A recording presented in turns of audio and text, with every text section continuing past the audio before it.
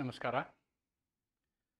ನಿಮ್ಮೆಲ್ಲರ ಒಂದು ಅಪೇಕ್ಷೆಯಂತೆ ಈ ಭಾರತೀಯ ನ್ಯಾಯ ಸಂಹಿತೆ 2023ಕ್ಕೆ ಸಂಬಂಧಿಸಿದಂತಹ ಕೆಲವೊಂದು ಸಮಸ್ಯೆಗಳ ಚರ್ಚೆಯನ್ನು ಇವತ್ತು ನಿಮ್ಮೆದುರಿಗೆ ತರ್ತಾ ಇದ್ದೀನಿ. ಈ ಚರ್ಚೆಯನ್ನು ಮಾಡುವಂತಹ ಸಂದರ್ಭದಲ್ಲಿ ನಾನು ನಿಮಗೆ ಹೇಳುವುದಿಷ್ಟೇ, ಇಲ್ಲಿರ್ತಕ್ಕಂತಹ ಎಲ್ಲ ಸಮಸ್ಯೆಗಳು ಹೆಚ್ಚು ಪಾಲು ಈ ಒಂದು ಏನು ದೃಷ್ಟಾಂತಗಳನ್ನು ನಿಮ್ಮ BNSನಲ್ಲಿ ಕೊಟ್ಟಂತಹ ದೃಷ್ಟಾಂತಗಳೇನಿದ್ದಾವೆ ಅವುಗಳನ್ನೇ ಕಟ್ ಆ್ಯಂಡ್ ಪೇಸ್ಟ್ ಮಾಡಿಕೊಟ್ಟಂತಹ ಸಮಸ್ಯೆಗಳಿದ್ದಾವೆ.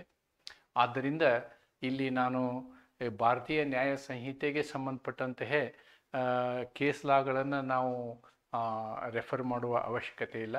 ಅದಕ್ಕೆ ಸಂಬಂಧಪಟ್ಟಂತಹ ಕಲಂಗಳನ್ನು ಮತ್ತು ಸಂಬಂಧಪಟ್ಟಂತಹ ಏನು ವಿವರಣೆ ಮತ್ತು ಅಪವಾದಗಳನ್ನು ನಾವು ನೋಡಿ ಸಮಸ್ಯೆಗಳ ಎನಲೈಸಿಸನ್ನು ನಾನು ಮಾಡಿದ್ದೀನಿ ಮತ್ತು ನೀವು ಅದೇ ರೀತಿಯಾಗಿ ಪರೀಕ್ಷೆಯಲ್ಲಿ ಅದರ ಒಂದು ವಿಮರ್ಶೆಯನ್ನು ಮಾಡುವುದು ಅವಶ್ಯಕತೆ ಇದೆ ಅಂತಕ್ಕಂಥದ್ದನ್ನು ತಿಳಿದುಕೊಳ್ತಾ ನಾವು ಈ ಸಮಸ್ಯೆಗಳನ್ನು ತೆಗೆದುಕೊಳ್ಳೋಣ. ಮೊದಲನೆಯ ಸಮಸ್ಯೆ ಬಂದು, ಇದು ಒಂದು ಹುಲಿ ಒಬ್ಬ ವ್ಯಕ್ತಿಯನ್ನು ಎತ್ತಿಕೊಂಡು ಹೋಗ್ತದೆ.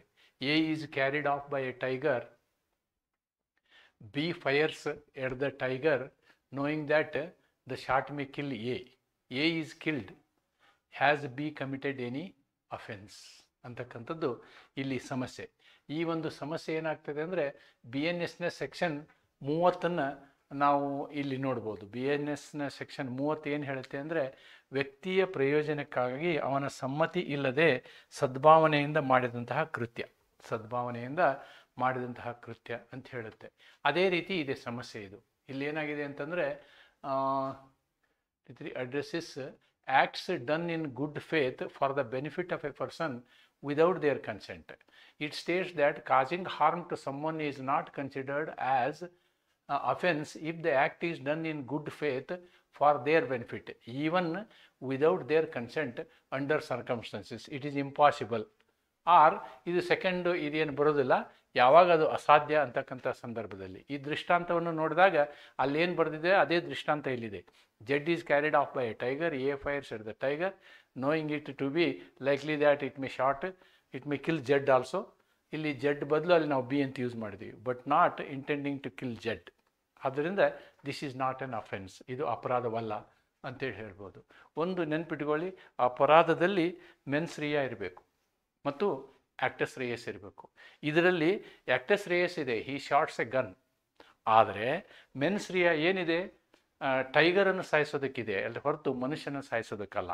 ಮತ್ತು ಇನ್ನೊಂದು ಗುಡ್ ಫೇತ್, ಈ ಒಳ್ಳೆಯ ಸದ್ಭಾವನೆಯಿಂದ ಮಾಡಿದಂಥ ಕೃತ್ಯಗಳಿರ್ತಾವಲ್ಲ ಅವುಗಳನ್ನ ಅಪರಾಧ ಅಂಥೇಳಿ ಪರಿಗಣಿಸೋಕ್ಕಾಗೋದಿಲ್ಲ. ಆ ಒಂದು ತತ್ವದ ಮೇಲೆ ಈ ಒಂದು ಕಲಮು ಇರೋದರಿಂದ ನಾವಿಲ್ಲಿ ಏನು ಹೇಳ್ಬೋದು, ಇದು ಯಾವುದೇ ಅಪರಾಧವಲ್ಲ ಅಂತಕ್ಕಂಥದ್ದನ್ನು ಹೇಳ್ಬೋದು. ಈ ಪರೀಕ್ಷೆಯಲ್ಲಿ ಇದನ್ನು ಬರೀಬೇಕಾದ್ರೆ ನೀವು ಪ್ರಾರಂಭ ಹೀಗೆ ಮಾಡಬೇಕು. ಇಲ್ಲಿ ಏನಾಗುತ್ತೆ ಅಂದರೆ BNSನ ಕಲಮು 30ರಲ್ಲಿ ಈ ರೀತಿಯಾದಂತಹ ಒಂದು ಪ್ರಾವಧಾನವಿದೆ. ಈ ಪ್ರಾವಧಾನವು ಈ ಸಮಸ್ಯೆಗಳ ಈ ರೀತಿಯಾದಂತಹ ಸಂದರ್ಭ ಇದ್ದಾಗ, ತುರ್ತು ಸಂದರ್ಭಗಳಿದ್ದಾಗ ಮಾಡಿದಂತಹ ಒಳ್ಳೆಯ ಉದ್ದೇಶದಿಂದ ಮಾಡಿದಂತಹ ಕೃತ್ಯಗಳನ್ನು ಅಪರಾಧ ಎಂದು ತಿಳಿಯಲಾಗುವುದಿಲ್ಲ. ಇದನ್ನು ಇನ್ನೂ ಮುಂದೆ ಅನಲೈಸಿಸ್ ಮಾಡಬೇಕಾದ್ರೆ ನೀವು ಒಂದು ಹುಲಿ ಮತ್ತು ಒಬ್ಬ ಹುಲಿ ಮನುಷ್ಯನನ್ನು ಎತ್ತಿಕೊಂಡು ಹೋಗಿರುವುದರಿಂದ ಅವನು ಸಾಯೋದು ನಿಶ್ಚಿತ. ಅವನನ್ನು ಉಳಿಸಬೇಕು ಅಂತಂದರೆ ಅಲ್ಲಿ ಹೆಚ್ಚು ಜವಾಬ್ದಾರಿಯನ್ನು ತೆಗೆದುಕೊಳ್ಬೇಕು. ಜವಾಬ್ದಾರಿಯನ್ನು ತೆಗೆದುಕೊಳ್ಳೋದು ಅಂತಂದರೆ, ಒಂದು ವೇಳೆ ನಾವು ಸುಮ್ಮನೆ ಇದ್ದಾಗ್ಯೂ ಆ ವ್ಯಕ್ತಿ ಸಾಯಬಹುದು, ಸತ್ತೇ ಸಾಯುತ್ತಾನೆ. ಮತ್ತು ನಾವು ಗುಂಡು ಹೊಡೆಯೋದ್ರಿಂದ ಅವಕಾಶ ಇದೆ, ಹುಲಿಯನ್ನು ಸಾಯಿಸಿ ಅವನನ್ನು ಬದುಕಿಸ್ಬೋದು. ಆದರೆ ಇನ್ನೊಂದು ಸಮಸ್ಯೆ ಏನಿದೆ ಅಂತಂದರೆ, ಹುಲಿಯ ಬದಲಿಗೆ ವ್ಯಕ್ತಿಗೆ ಗುಂಡು ಬೀಳಬಹುದು. ಆದ್ದರಿಂದ ಇಲ್ಲಿ ಒಳ್ಳೆಯ ಉದ್ದೇಶದಿಂದ ಮಾಡಲಾದ ಈ ಕೃತ್ಯ ಇರೋದರಿಂದ ಇದು ಅಪರಾಧ ಆಗೋದಿಲ್ಲ. ಇದನ್ನು ನಾವು ಸೆಕ್ಷನ್ 30ರಲ್ಲಿ BNSನಲ್ಲಿಯೂ ಕೂಡ ಇದೇ ರೀತಿಯಾದ ಒಂದು ಪ್ರಾವಧಾನವಿದೆ ಎಂದು ನಾವು ಹೇಳ್ಬೋದು ಅಂತ ಹೇಳಿದರೆ ಆಯಿತು.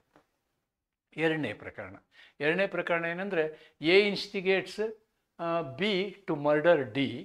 B in pursuance of the instigation stabs D. D recovers from the wound. What is the liability of A?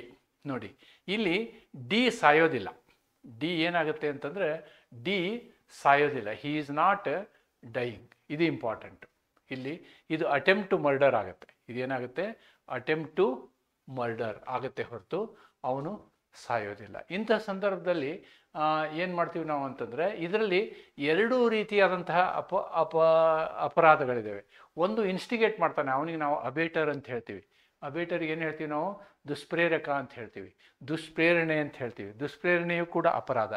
ಯಾವ ಅಪರಾಧವನ್ನು ಮಾಡಲಿಕ್ಕೆ ಅವನು ಪ್ರಚೋದನೆ ಮಾಡಿರ್ತಾನೋ ಅದೇ ಶಿಕ್ಷೆಗೆ ಅವನು ಒಳಗಾಗ್ತಾನೆ. That is the concept here. ಇಲ್ಲಿ ಏನಾಗುತ್ತೆ ಅಂತಂದರೆ ಇನ್ಸ್ಟಿಗೇಟ್ ಮಾಡ್ತಾನೆ, ಆಮೇಲೆ ಮರ್ಡರ್ಗಾಗಿ ಇನ್ಸ್ಟಿಗೇಟ್ ಮಾಡ್ತಾನೆ. ಆವಾಗ ಅವನು ಮರ್ಡರ್ ಆಗಿ ಸಾಯೋದಿಲ್ಲ, ಉಳಿತಾನೆ.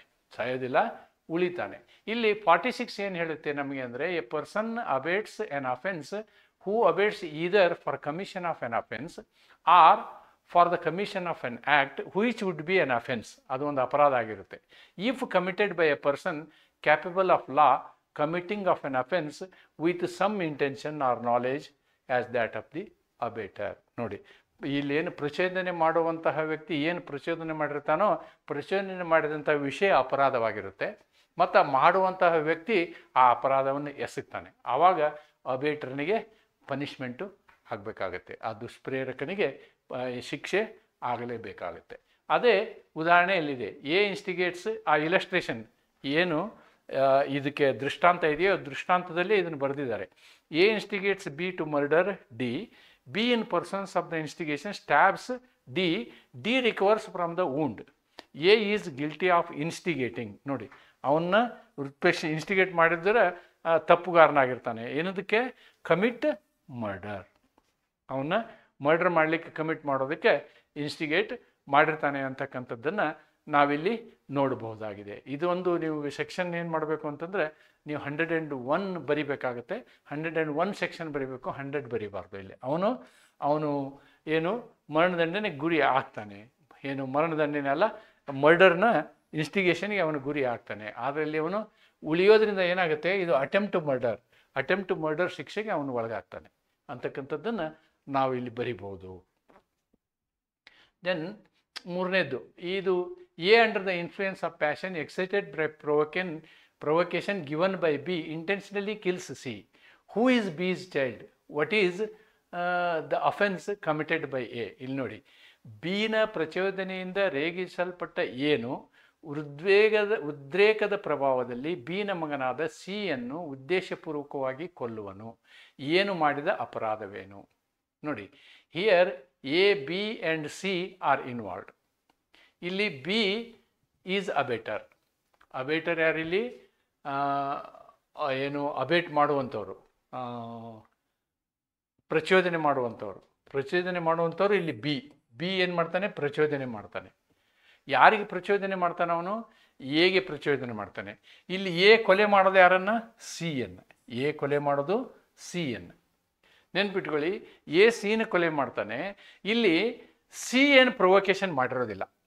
ಇಲ್ಲಿ ಪ್ರೊವೊಕೇಶನ್ನು ಸಿಯಿಂದ ಆಗಿರೋದಿಲ್ಲ, ಪ್ರಚೋದನೆ ಸಿಯಿಂದ ಆಗಿರೋದಿಲ್ಲ. ಸಿ ಇನ್ನೋಸೆಂಟ್, ಇಲ್ಲಿ ಸಿ ಪ್ರಚೋದನೆ ಮಾಡಿರೋದಿಲ್ಲ. ಆದ್ದರಿಂದ ಅವನು ಕೊಲೆ ಮಾಡಿದ ಹಾಗೆ ಅಂತಕ್ಕಂಥದ್ದು. Here C has not provocated A.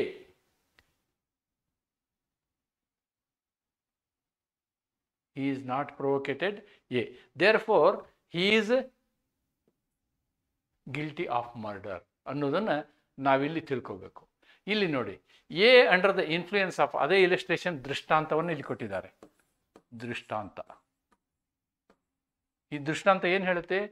Under the influence of passion excited by a provocation given by Z intentionally kills Y ಜಡ್ಸ್ ಚೈಲ್ಡ್.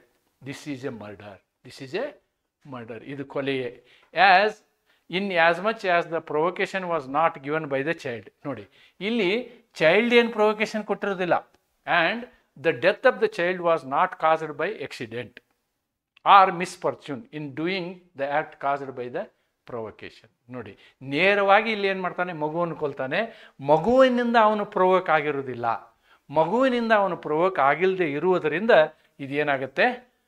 ಮರ್ಡರ್ ಆಗುತ್ತೆ, ಅಂದರೆ ಕೊಲೆ ಆಗುತ್ತೆ. ಇವನು ಕೊಲೆಗಾರನಾಗ್ತಾನೆ. ಕೊಲೆಗಾರ. ಇದು ಈ ಎಕ್ಸೆಪ್ಷನ್ ಇಲಸ್ಟ್ರೇಷನ್ ಕೊಟ್ಟಿದ್ದಾರೆ. ಏನು ಎಕ್ಸೆಪ್ಷನ್ 1ರ ಕೆಳಗಡೆ ಈ ಇಲಸ್ಟ್ರೇಷನ್ ಇದೆ. 1 ಏನು ಹೇಳುತ್ತೆ ನೋಡೋಣ. ಎಕ್ಸೆಪ್ಷನ್ ಮರ್ಡರ್ನ ಈ ಅಪವಾದದ ಕೆಳಗಡೆ ಈ ಇದು ಇದೆ. culpable homicide is not murder if the offender, whilst deprived of the power of self-control by grave and sudden provocation, causes the death of a person who gave the provocation or causes the death of any other person by mistake or accident. ನೆನ್ಪಿಟ್ಕೊಳ್ಳಿ, ಒಂದು ವೇಳೆ ಈ ವ್ಯಕ್ತಿಯು ಬಿಯನ್ನು ಕೊಂದಿದ್ರೆ ಅದು murder ಆಗ್ತಿರ್ಲಿಲ್ಲ. ಬಿಯನ್ನು ಕೊಂದಿದ್ರೆ murder ಆಗ್ತಿರ್ಲಿಲ್ಲ. ಅಥವಾ death of any other person by mistake or accident, ಇನ್ನೊಬ್ಬನ ತಪ್ಪಿನಿಂದ ಅವನು ಬೈ ಮಿಸ್ಟೇಕ್ ಕೊಂದಿದ್ರು ಅದು ಕೊಲೆ ಆಗ್ತಿರ್ಲಿಲ್ಲ.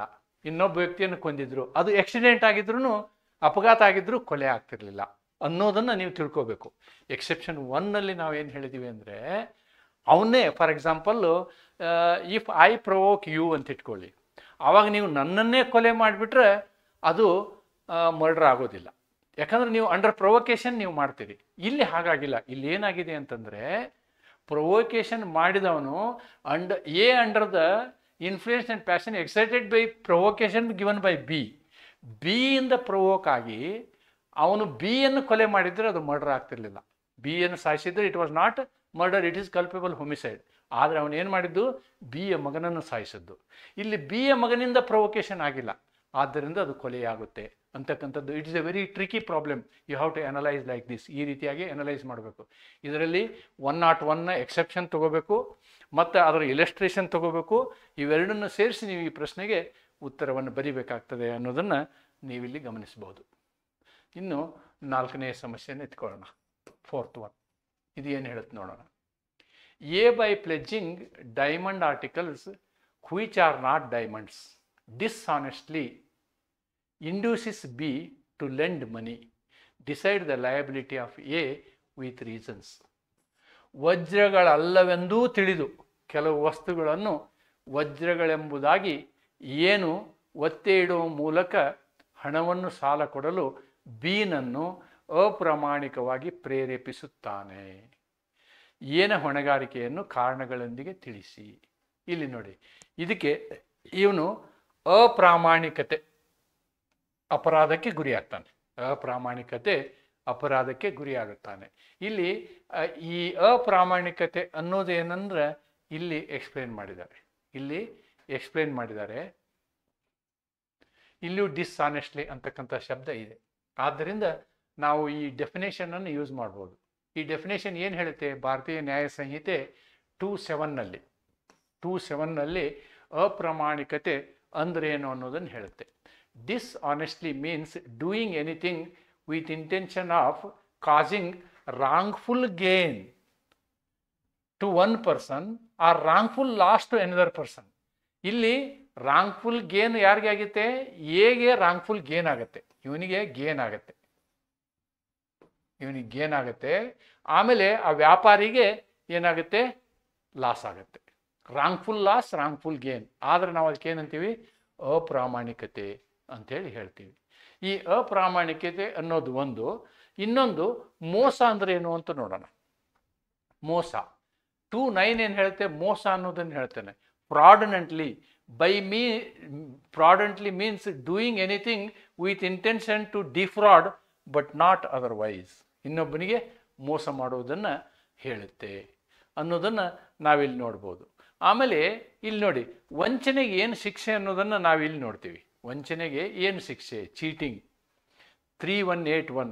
Whoever by deceiving a person fraudulently or dishonestly induces the person so deceived to deliver any property to any person or to the consent that any person shall retain any property, or intentionally induces the other person so deceived to do or omit to do anything which would not do or omit if he were not so mind, reputation so deceived, and which act or omission causes or is likely to cause damage or harm to that person in body, mind, reputation or property is said to be cheat. cheat ಅಂದರೆ ಇವೆರಡು include ಆಗುತ್ತೆ. Both are including. ನೋಡಿ, ಫ್ರಾಡನೆಂಟ್ಲಿ ಮತ್ತು ಡಿಸ್ಆನೆಸ್ಟ್ಲಿ ಇವೆರಡೂ ಸೇರಿ ಏನಾಗುತ್ತೆ? ಮೋಸ ಆಗುತ್ತೆ, ವಂಚನೆ ಆಗುತ್ತೆ. ಮೋಸ ಆಗುತ್ತೆ, ವಂಚನೆ ಆಗುತ್ತೆ. ಅದನ್ನೇ ಇಲ್ಲಿ ಇಲಸ್ಟ್ರೇಷನಲ್ಲಿ ಕೊಟ್ಟಿದ್ದಾರೆ, BNS ಇಲಸ್ಟ್ರೇಷನ್. ಈ ಇಲಸ್ಟ್ರೇಷನ್ ಏನಿದೆ ನೋಡಿ, ಸೇಮ್ ಅಲ್ಲೇನಿದೆಯೋ ಅದೇ ಇಲ್ಲಿದೆ. A by pledging as diamonds articles which he knows are not diamonds intentionally deceives Jed and thereby dishonestly induces Jed to lend money. A cheats. ಅಂದರೆ ಚೀಟಿಂಗ್ ಆರೋಪದ ಮೇಲೆ ಇವರಿಗೆ ಶಿಕ್ಷೆ ಆಗುತ್ತೆ. Okay, decide the liability. So it is cheating, ಮೋಸ. ಇದಕ್ಕೇನು ಹೇಳ್ಬೋದು ನಾವು? ವಂಚನೆ ಅಂತ ಹೇಳ್ಬೋದು. ನೋಡಿ, ವಂಚನೆಗೆ ನೀವು ಎಲ್ಲವನ್ನೂ ರಿಲೇಟ್ ಮಾಡಬೇಕಾಗತ್ತೆ. ಇವೆರಡು ಡೆಫಿನೇಷನ್ನು 318 ಅಂದರೆ BNS 318(1) ವಂಚನೆ ಅಂದರೆ ಏನು ಅಂತ ಬರೆದಿದ್ದಾರೆ. ವಂಚನೆಯಲ್ಲಿ ಏನಾಗುತ್ತೆ, ಡಿಸ್ಆನೆಸ್ಟಿನೂ ಬರುತ್ತೆ, ಓಕೆ, ಮತ್ತು ಫ್ರಾಡೂ ಬರುತ್ತೆ. ಇವೆರಡನ್ನು ಸೇರಿಸಿ ನಾವು ವಂಚನೆ ಅನ್ನೋದನ್ನು 318 ಮಾಡಿದ್ದೀವಿ. 318ನ ಅಪವಾದಕ್ಕೆ ಇವರು, ಚೀಟಿಂಗ್ ಅಪವಾದಕ್ಕೆ ಇವರು ಗುರಿ ಆಗ್ತಾರೆ ಅಂತಕ್ಕಂಥದ್ದನ್ನು ನಾವಿಲ್ಲಿ ನೋಡಬಹುದಾಗಿದೆ. Then this problem is fifth problem. Let us see what the fifth problem talks about. See, a carrier is entrusted by D with a television to be carried by road. C dishonestly misappropriates the television. What offense that C has committed? The same thing, whatever I have discussed here, the same thing is available here. ಇದೇನು ನಾವು ಇದನ್ನು explain ಮಾಡಿದೆವೋ ಅದೇ ಥರದ problem ಇಲ್ಲಿ.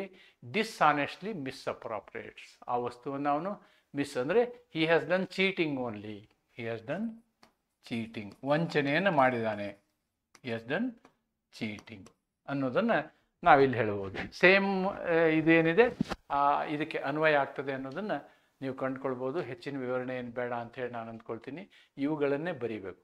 ಅಂದರೆ ನೀವು ಏನು ಅಪ್ರಾಮಾಣಿಕವಾಗಿ ಮತ್ತು ಏನು ಮೋಸದಿಂದ ಈ ವ್ಯವಹಾರ ಮಾಡಿದರೆ ಏನಾಗುತ್ತೆ ಅಂದರೆ it will become cheating. Next, this is another problem. A finds a valuable ring, not knowing to whom it belongs. A sold it. Decide the offense committed by A. Decide the offense committed. Illi A finds a valuable good. No, he becomes a bailey. ನಾವು ಫ್ರಾಡಲ್ಲಿಯೂ ಇದನ್ನು ನೋಡಿದ್ದೀವಿ. ಫ್ರಾಡಲ್ಲಿಯೂ ಈ last property ಯಾರಿಗಾದರೂ ಸಿಕ್ಕರೆ he becomes a bailey. He cannot appropriate it for his benefit. A ಎಂಬುವರಿಗೆ ಬೆಲೆ ಬಾಳುವ ಒಂದು ಉಂಗುರ ಸಿಕ್ಕಿತ್ತು. ಅದು ಯಾರಿಗೆ ಸೇರಿದ್ದು ಎಂಬ ಅರಿವಿಲ್ಲದೆ ಎ ಅದನ್ನು ಮಾರಾಟ ಮಾಡಿದನು. ಎ ಮಾಡಿದ ಅಪರಾಧವನ್ನು ತೀರ್ಮಾನಿಸಿ. ಫಸ್ಟ್ ಇದನ್ನು ನೋಡೋಣ. Dishonest misappropriation of property. So A is a ring. Here the answer is property. ನೆನ್ಪಿಟ್ಕೊಳ್ಳಿ, ದ ಆನ್ಸರ್ ಈಸ್ ಪ್ರಾಪರ್ಟಿ. ಇದರಲ್ಲಿ 2 ಕ್ಲಾಸನ್ನು ನಾನು ನಿಮ್ಗೆ ಹೇಳಲಿಕ್ಕೆ ಇಷ್ಟಪಡ್ತೀನಿ. ಫಸ್ಟು ಸೆಕ್ಷನ್ ಏನಿದೆ ನೋಡಿಬಿಡೋಣ. ಸೆಕ್ಷನ್ 314 ಏನು ಹೇಳ್ತಾರೆ ನೋಡೋಣ. Whoever dishonestly misappropriates or converts to his own use any movable property shall be punished with imprisonment for either description for a term which shall not be less than 6 months. ನೋಡಿ, ಅವರಿಗೆ 6 ತಿಂಗಳ punishment ಆಗುತ್ತೆ. But which may extend to 2 years. ಸ್ವತ್ತಿನ ಅಪ್ರಾಮಾಣಿಕ ದುರ್ವಿನಿಯೋಗ ಅಂತ ಹೇಳ್ತೀವಿ. ಇದಕ್ಕೆ explanation ಇದೆ ಇಲ್ಲಿ. ಏನು? It is not necessary that the finder should know who is the owner of the property or that any particular person is owner of it. It is sufficient if at the time of appropriating it he does not believe it to be his own property or in good faith believe that the real owner cannot be found. ನೋಡಿ, ಇಲ್ಲಿ ಅವನ property ಅಲ್ಲ ಅಂದರೆ ಅದನ್ನು ಅವನು appropriation ಮಾಡೋಕ್ಕೆ ಬರೋಲ್ಲ, ಅದನ್ನು ವಿಲೇವಾರಿ ಮಾಡಲಿಕ್ಕೆ ಅವನಿಗೆ ಬರೋದಿಲ್ಲ. It is not correct. ಅದಕ್ಕೆ ನೀವು ಎಲ್ಲೋ ಫೌಂಡೇಶನ್ ತೆಗೆಯುವಾಗ ನಿಧಿ ಎಲ್ಲ ಸಿಕ್ಕರೆ ನೀವು ಅದನ್ನು ತಗೊಂಡು ಹೋಗಿ ಪೊಲೀಸ್ ಸ್ಟೇಷನ್ಗೆ ಒಪ್ಪಿಸಬೇಕಾಗ್ತದೆ. ನೀವು ಅದನ್ನು ಅಪ್ರಾಪ್ರಿಯೇಟ್ ಮಾಡಿದ್ದೀರಿ ಅಂದರೆ ಪೊಲೀಸರು ನಿಮ್ಮ ಮೇಲೆ ಕ್ರಮ ಜರುಗಿಸ್ತಾರೆ ಅಂತಕ್ಕಂಥದ್ದನ್ನು ನಾವಿಲ್ಲಿ ನೋಡ್ಬೋದು. ಇಲ್ಲಿ 2 ಇದೆ ನೋಡಿ. ಒಂದೇನಿದೆ ಅಂದರೆ A finds A rupee on the high road.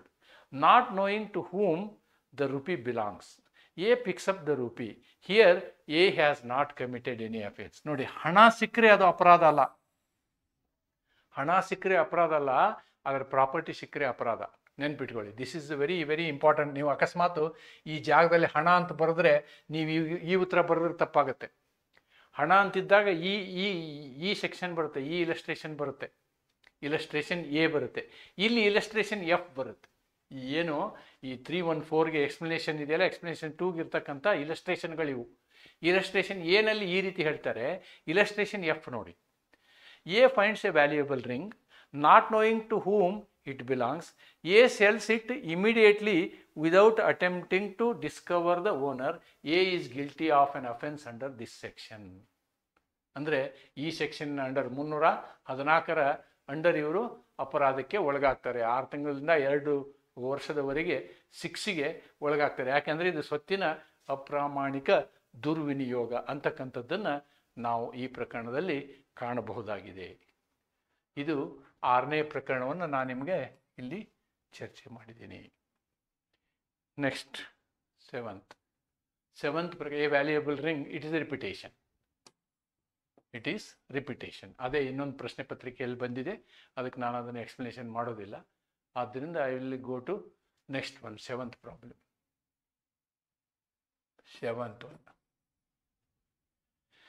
H is a doctor conducts operation of a patient in a serious condition without consent. ಅವನ ಒಪ್ಪಿಗೆ ಇಲ್ಲದೆ. Patient subsequently dies. Decide doctor's liability. ವೈದ್ಯನು ತೀವ್ರ ಅಸ್ವಸ್ಥ ಸ್ಥಿತಿಯಲ್ಲಿರುವ ರೋಗಿಯನ್ನು ಅನುಮತಿ ಇಲ್ಲದೆ ಶಸ್ತ್ರಚಿಕಿತ್ಸೆ ಮಾಡುತ್ತಾನೆ. ನಂತರ ರೋಗಿಯು ಮರಣ ಹೊಂದುತ್ತಾನೆ. ಇಲ್ಲಿ ಹೆಚ್ಚಿನ ಬಾಧ್ಯತೆಯನ್ನು ತೀರ್ಮಾನಿಸಿ. ಅವನು ಯಾವುದೇ ಅಪರಾಧವನ್ನು ಎಸಗಿಲ್ಲ. ನೋಡಿ, ಅದು BNS 26 ಅಲ್ಲಿ ಏನು ಹೇಳುತ್ತೆ ಅನ್ನೋದನ್ನು ನೋಡೋಣ. BNS 26. Nothing which is not intended to cause death is an offense by reason of any harm which it may cause, or be intended by the doer to cause, or be known by the doer to be likely to cause to any person for whose benefit it is done in good faith, and who has given a consent, whether expressed or implied, to suffer that harm or to take the risk of that harm. ನೋಡಿ, ಇಲ್ಲಿ ನಾನು ಬರೆದಿರೋದು ಏನು ಬರೆದಿದ್ದೀನಿ ಅಂದರೆ BNS 26 ಬರೆದಿದ್ದೀನಿ. ಈ 26 ಅಲ್ಲಿ ಏನಾಗುತ್ತೆ ಅಂತಂದರೆ, ಇಲ್ಲಿ ಅವನು ಕನ್ಸೆಂಟ್ ತೊಗೊಳ್ತಾರೆ, ಕನ್ಸೆಂಟ್ ತೊಗೊಂಡು ಮಾಡ್ತಾರೆ. ಆವಾಗಲೂ ರಿಸ್ಕ್ ಇರಲ್ಲ. ಆದರೆ ಸಮ್ಮತಿ ಇಲ್ಲದಂಥದ್ದು ನೀವು ಬರೀಬೇಕಾದ್ರೆ BNS 30 ಬರೀಬೇಕಾಗ್ತದೆ. BNS 30 you have to write. ಸಮ್ಮತಿ ಇಲ್ಲದೆ ಮಾಡುವಂತಹ ಒಂದು ಕ್ರಿಯೆ. BNS 26 ವ್ಯಕ್ತಿಗೆ ಮರಣವನ್ನುಂಟು ಮಾಡುವ ಉದ್ದೇಶವಿಲ್ಲದೆ ಅವನ ಸಮ್ಮತಿ ಪಡೆದು ಮಾಡುವಂತಹ ಕ್ರಮ. ಆದರೆ ಎಮರ್ಜೆನ್ಸಿಯಲ್ಲಿ, ತುರ್ತು ಪರಿಸ್ಥಿತಿಯಲ್ಲಿ ಸಮ್ಮತಿ ಇಲ್ಲದೇನೂ ಇದನ್ನು ಮಾಡ್ಬೋದು ಅನ್ನೋದನ್ನು BNS 30 ಹೇಳ್ತಾರೆ. ಆದ್ದರಿಂದ ನೀವು ದಯವಿಟ್ಟು BNS 30ನ ರೆಫರ್ ಮಾಡಬೇಕು, BNS 26 ಅಲ್ಲ ಈ ಪ್ರಕರಣದಲ್ಲಿ. ಮತ್ತು ಇಲಸ್ಟ್ರೇಷನ್ನು ಹೀಗಿದೆ ನೋಡಿ. A surgeon knowing that A particular operation is likely to cos the death of the person who suffers under the painful complaint but not intending to cos ಜಡ್ಸ್ death and intending in good faith ಜಡ್ಸ್ benefit perform that operation on judge with judge's consent. A has committed no offense. ಇದಕ್ಕೆ ಸಂಬಂಧಪಟ್ಟಂಥದ್ದು. ಇದೇ ತೆರನಾಗಿ BNS 30 ಒಂದು illustration ಇದೆ, ಒಂದು ದೃಷ್ಟಾಂತ ಇದೆ. ಆ ದೃಷ್ಟಾಂತದ ಪ್ರಕಾರ ನೀವೇನು ಮಾಡಬೇಕು, ಇದನ್ನು ಬರಿಬೇಕು. ಇಲ್ಲಿ ನಾನು ಕೊಟ್ಟಂಥ ಎಕ್ಸ್ಪ್ಲನೇಷನ್ನು ವಿತ್ ಕನ್ಸೆಂಟ್ ಇದೆ. BNS 26 ಇದೆಯಲ್ಲ, ಇದು ವಿತ್ ಕನ್ಸೆಂಟ್ ಇರುವಂಥದ್ದು. ದಯವಿಟ್ಟು ನೀವು BNS 30 ಬರೀಬೇಕು. BNS 30ಗೆ ಇದೇ ತೆರನಾದಂತಹ ಒಂದು ದೃಷ್ಟಾಂತ ಇದೆ. ಆ ದೃಷ್ಟಾಂತದಲ್ಲಿ ಇಲ್ಲಿ ವಿತ್ ಕನ್ಸೆಂಟ್ ಅಂತಿದೆಯಲ್ಲ, ಅದು ವಿದೌಟ್ ಕನ್ಸೆಂಟ್ ಅಂತಿರುತ್ತೆ. ಅದನ್ನು ಬರಿಬೇಕು ಈ ಪ್ರಕರಣಕ್ಕೆ. ಅದು ತುಂಬ ಇಂಪಾರ್ಟೆಂಟ್. ಇದು 7ನೇ ಸಮಸ್ಯೆಯ ವಿಶ್ಲೇಷಣೆ. Next will go to the problem number 8. Satish jumps into a well being resentful about obtaining less marks in the examination, but he was rescued. Is he liable for such act? ಇದೇನಂತಂದ್ರೆ attempt to suicide ಅಂತ ಹೇಳ್ತಾರೆ ಇದಕ್ಕೆ. Attempt to suicide. ನಾನು academic ಇಂಟ್ರೆಸ್ಟಿಂದ ಹೇಳ್ತಾ ಇದ್ದೀನಿ, ಈ ವರ್ಷಕ್ಕೆ ನಿಮಗೇನು ಈ ಪ್ರಾಬ್ಲಮ್ ಬರೋದಿಲ್ಲ. Attempt to suicide. Attempt to suicide ಅಂದರೆ ನೀವು ಆತ್ಮಹತ್ಯೆಗೆ ಪ್ರಯತ್ನ. ಇದು BNSನಲ್ಲಿ ತೆಗೆದು ಹಾಕಿದೆ. ಆತ್ಮಹತ್ಯೆ BNSನಲ್ಲಿ ಆತ್ಮಹತ್ಯೆಯ ಒಂದು ಏನು ಸೆಕ್ಷನ್ ಇಲ್ಲ. ಆದರೆ ನಮಗೆ IPCನಲ್ಲಿ ಇದು ಇದೆ, 309ನಲ್ಲಿ ಇದೆ. ಅವನು ಬದುಕಿದರೆ ಅವನಿಗೆ ಸಮಸ್ಯೆ, ಅವನು ಬದುಕದೆ ಹೋದರೆ ಏನು ಶಿಕ್ಷೆ ಕೊಡೋಕ್ಕಾಗಲ್ಲ. ಆ ರೀತಿಯಾದಂತಹ ಒಂದು ಇದು it is not applicable in BNS. Attempt to commit suicide in BNS. The new act removes the section of attempt to commit suicide from the statute book. It doesn't entirely decriminalize the offense. Okay. ಆದ್ದರಿಂದ ನೀವು ಇದನ್ನು ಬಿಟ್ಬಿಡೋದು ಒಳ್ಳೆಯದು. This is only for the academic interest. This year you will not get this problem. Next. Yes, 101. Murder ಅಂದರೆ ಏನು ಅನ್ನೋದನ್ನು ನಾವು ಇಲ್ಲಿ explain ಮಾಡಿದ್ದೀವಿ. Culpable homicide is murder if the act by which the death caused is done with the intention of causing death. ಅದು murder ಆಗುತ್ತೆ. ನೀವು ಸಾಯಿಸಬೇಕು ಅಂತಲೇ ಉದ್ದೇಶದಿಂದ ನೀವು ಆ್ಯಕ್ಟ್ ಮಾಡಿದರೆ ಇಟ್ ಬಿಕಮ್ಸ್ ಮರ್ಡರ್ ಅಂತಕ್ಕಂಥದ್ದನ್ನು ನಾವು ಇಲ್ಲಿ ನೋಡ್ತೀವಿ. ಬಟ್ ಇಲ್ಲಿ ಏನಿದೆ ನೋಡೋಣ. A instigates B, a minor, to commit suicide on account of this B commits suicide by his own hands. Is A liable for this act? ನೋಡಿ, A ಎಂಬ ಮನುಷ್ಯನು B ಎನ್ನುವ ಅಪ್ರಾಪ್ತನಿಗೆ ಆತ್ಮಹತ್ಯೆ ಮಾಡಿಕೊಳ್ಳಲು ಪ್ರಚೋದಿಸುತ್ತಾನೆ. ಅದರಂತೆ ಬಿಯು ತನ್ನ ಸ್ವಂತ ಕೈಗಳಿಂದ ಆತ್ಮಹತ್ಯೆ ಮಾಡಿಕೊಳ್ಳುತ್ತಾನೆ. ಎ ಹೊಣೆಗಾರನೆ. ನೋಡಿ, ಬಿ ತಾನೇ ಸ್ವಂತ ಮಾಡ್ಕೋತಾನೆ. Here the crux is a minor. ಆ ಮೈನರ್ಗೆ ನೀವು ಆ ರೀತಿ ಮಾಡೋದ್ರಿಂದ ನೀವು ಅಪರಾಧಿ ಆಗೇ ಆಗ್ತೀರಿ ಅಂತಕ್ಕಂಥದ್ದನ್ನು ನಾವಿಲ್ಲಿ ಕಂಡ್ಕೋಬಹುದು. ಅದನ್ನು BNS 101ನಲ್ಲಿ ಎಕ್ಸೆಪ್ಷನ್ನಲ್ಲಿ ಹೇಳ್ತಾರೆ. ಇದನ್ನ ಎಕ್ಸೆಪ್ಷನ್ 5ನಲ್ಲಿ ಹೇಳ್ತಾರೆ. BNS 101 ಏನು ಹೇಳ್ತೆ ಅಂದರೆ, culpable homicide is murder if the act by which the death is caused is done with the intention of causing death.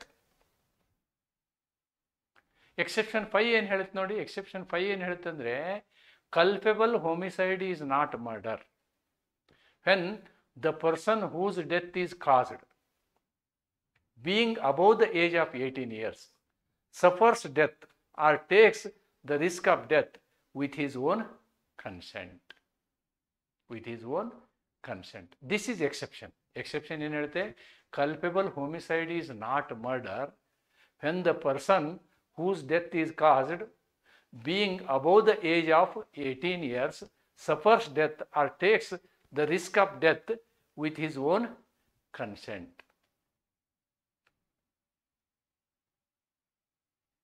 ಅವನು 18 ವರ್ಷದ ಮೇಲಿರೋನು ಅವನೇ ಮಾಡ್ಕೊಳ್ತಾನೆ. So this is not murder. Next illustration ನೋಡಿ, ಅದಕ್ಕೆ ಸಂಬಂಧಪಟ್ಟಂಥ illustration. Here the crux is there. A by instigation voluntarily causes Jed, a child, to commit suicide. Here, on account of Jed's youth, he was incapable of giving consent to his own death. A has therefore abated murder. Here, the question is abatement. And punishment for murder is there. That he is applicable for that. ಇಲ್ಲೇನಾಗುತ್ತೆ ಅಂತಂದರೆ, ಈ ಇಲಸ್ಟ್ರೇಷನ್ ನಾವು ನೋಡಿದಾಗ it is exactly according to that problem. A by instigation voluntarily causes Z. A ಏನು ಮಾಡ್ತಾನೆ? Provoke ಮಾಡ್ತಾನೆ. ಯಾರಿಗೆ? ಜೆಡ್ಗೆ, a child, to commit suicide. Here on account of ಜೆಡ್ಸ್ youth, he was incapable of giving consent to his own death. ಅವನು ತನ್ನ ಬಾಲ್ಯದಿಂದ ತನಗೆ consent ಕೊಟ್ಕೊಳ್ಳೋಕೆ ಅವನಿಗೆ ಈಸ್ ಇನ್ಕ್ಯಾಪಬಲ್ ಅಂದರೆ ಅವನು ಲೀಗಲಿ ಅವನಿಗೆ ಕೆಪಾಸಿಟಿ ಇಲ್ಲ ಅಂತ. ಮೇಲಿನ ಕೇಸಲ್ಲೇನು legally he has got capacity. ಅವನೇ ಡಿಸೈಡ್ ಮಾಡುವಂಥ, ಯಾರೋ ನೀ ಸುಸೈಡ್ ಮಾಡ್ಕೋ ಅಂತಂದ್ರೆ ಅವನು ಸುಸೈಡ್ ಮಾಡ್ಕೋತಾನೆ ಅಂದರೆ ಅದು ಅವನ ತಪ್ಪು, ಸುಸೈಡ್ ಮಾಡ್ಕೊಳ್ಳೋ ಒಂದು. ಬಟ್ ಮಕ್ಕಳ ವಿಷಯದಲ್ಲಿ ಹಾಗಲ್ಲ. ಮಕ್ಕಳ ವಿಷಯದಲ್ಲಿ ನಾವು ಅವ್ರನ್ನ ಇನ್ಸ್ಟಿಗೇಟ್ ಮಾಡಿದರೆ ಅವರದು ಒಳ್ಳೇದೇನೋ ಅಂತ ತಿಳ್ಕೊಂಡು ಮಾಡಿಬಿಡ್ತಾರೆ. ಆದ್ದರಿಂದ ಅದು ಮಕ್ಕಳನ್ನ ಇನ್ಸ್ಟಿಗೇಷನ್ ಮಾಡಿದರೆ ನಮ್ಮ ತಪ್ಪಾಗುತ್ತೆ ಅನ್ನೋದು ಇದರ ಅರ್ಥ. ಅದನ್ನು ನೀವು ಈ ಇಲಸ್ಟ್ರೇಷನ್ನು ಮತ್ತು ಎಕ್ಸೆಪ್ಷನ್ನು ಸೇರಿಸಿ ಬರಿಬೋದು. ಆಮೇಲೆ ಒಮ್ಮೆ ಅವನು ಅಬೇಟೆಡ್ ಮರ್ಡರ್ ಅಂದರೆ ಏನಾಗುತ್ತೆ? ಮರ್ಡರ್ಗೆ ಏನು ಶಿಕ್ಷೆ ಇದೆಯೋ ಅದು ಅವನಿಗೆ ಶಿಕ್ಷೆ ಆಗುತ್ತೆ. ಹಾಗಿದ್ರೆ ಮರ್ಡರ್ಗೆ ಏನು ಶಿಕ್ಷೆ ಇದೆ? 103(1) ಏನಾಗಿದೆ? ಕೊಲೆಗೆ ಶಿಕ್ಷೆ. Whoever commits murder shall be punished with death or life imprisonment. ಇವೆರಡರಲ್ಲಿ ಯಾವುದಾದ್ರೂ ಶಿಕ್ಷೆಯನ್ನು ಇಲ್ಲಿ ಎಗೆ ನಾವು ಕೊಡಬೇಕಾಗುತ್ತೆ. ಎಗೆ ಇವೆರಡರಲ್ಲಿ ಒಂದು ಶಿಕ್ಷೆ ಆಗುತ್ತೆ. Or shall also be liable for fine. ಕೊಲೆಗೆ ಏನು ಶಿಕ್ಷೆ ಇದೆಯೋ ಆ ಶಿಕ್ಷೆಯನ್ನು ಇವನೇನು ಮಾಡಬೇಕಾಗತ್ತೆ? ಅನುಭವಿಸ್ಬೇಕಾಗುತ್ತೆ. ಅಬೇಟ್ಮೆಂಟು ಆಗಿರುತ್ತೆ. ಇಲ್ಲಿ ಅಬೇಟ್ಮೆಂಟು ಕೂಡ ನಾವು ಅಬೇಟ್ಮೆಂಟ್ ಕ್ಲಾಸನ್ನು ಬರಿಬೋದು. ನೀವು 45, 46 ಹೇಳಿದ್ನಲ್ವಾ, ಆ ಕ್ಲಾಸನ್ನು ಕೂಡ ಇಲ್ಲಿ ಈ ಪ್ರಕರಣದಲ್ಲಿ ನೀವು ಬರೆಯಬಹುದಾಗಿದೆ. Problem number 9. Problem number 9. Problem 10. Problem 10. A instigated B to murder C. B is pursuance of the instigation stabs C. C recovers from the wound. What is the liability of A? Attempt to murder. What is the liability of A? A U C ಯನ್ನು ಕೊಲ್ಲಲು ಬಿಗೆ ಚಿತಾವಣೆ ಮಾಡುತ್ತಾನೆ. ಚಿತಾವಣೆಯಿಂದ ಪ್ರೇರೇಪಿತನಾದ B you ಸಿಗೆ ಚೂರಿ ಹಾಕುತ್ತಾನೆ. ನಂತರ C ಇರಿತದಿಂದ ಚೇತರಿಸಿಕೊಳ್ಳುತ್ತಾನೆ. ಏನ ಜವಾಬ್ದಾರಿಯನ್ನು ತಿಳಿಸಿ. ಏನ ಜವಾಬ್ದಾರಿಯನ್ನು ತಿಳಿಸಿ. ಇಲ್ಲಿ ನಾವು ಅಬೇಟರ್ ಬಗ್ಗೆ ನಾನು ಡಿಸ್ಕಸ್ ಮಾಡಿದ್ದೀನಿ. ಅಬೇಟರ್ ಅಂದರೆ ಏನು ಅಂತ ಹಿಂದಿನ ಇದರಲ್ಲಿ ನಾನು ಹೇಳಿದ್ದೀನಿ. ದುಷ್ಪ್ರೇಷಕ ಅಂದರೆ ಏನು ಅಂಥೇಳಿ. ಇಲ್ಲಿ BNS 49 ಸೇಮ್ ಅಫೆನ್ಸ್. ಯಾವಾಗ ಅಬೇಟರ್ಗೆ ಬೇರೆ ಅಫೆನ್ಸ್ ಇಲ್ಲ ಅಂತಂದರೆ ಏನು ಅಪರಾಧಕ್ಕೆ, ಯಾವ ಅಪರಾಧಕ್ಕೆ ಅವನು ಅಬೇಟ್ ಮಾಡಿರ್ತಾನೆ, ಯಾವ ಅಪರಾಧಕ್ಕೆ ಅವನು ಪ್ರೇರಣೆ ಮಾಡಿರ್ತಾನೋ ಆ ಶಿಕ್ಷೆನೂ ಇವನಿಗೆ ಅಬೇಟರ್ಗೆ ಆಗುತ್ತೆ ಅಂತಕ್ಕಂಥದ್ದು BNS 49 ಹೇಳುತ್ತೆ. ಇಲ್ಲಿ ಇಲಸ್ಟ್ರೇಷನ್ ಏನು ಹೇಳುತ್ತೆ ನೋಡಿ. Illustration B to BNS 46 explanation 2. A instigates B to murder D. B in pursuance of the instigation stabs D. D recovers from the wound. A is guilty of instigating B to commit murder. He is a abater. ಯಾರು? A ಏನು ಅಂತ ಕೇಳಿದ್ರಲ್ವಾ? A is a abater.